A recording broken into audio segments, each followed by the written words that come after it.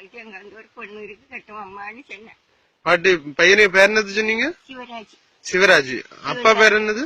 அப்பா பேரு செல்லநாடர். பாட்டி பேரு அழகம்மா. அழகம்மா இல்ல பாட்டி. பையன் வேலைக்கு போய் எத்தனை வருஷம் ஆச்சுது? இப்ப போய் 22 வருஷம் நிறைச்சு ஆகும்.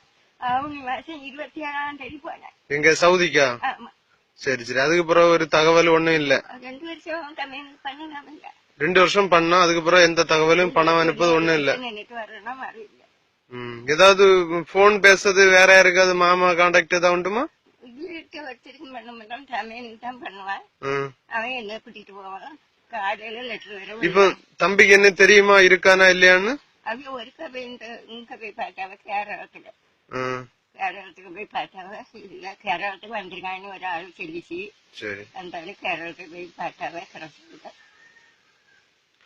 ஹலோ ஃப்ரெண்ட்ஸ், இந்த பாட்டியோட பையனை காணலையா? 22 வருஷம் ஆச்சுதான் வெளிநாட்டுக்கு போய்.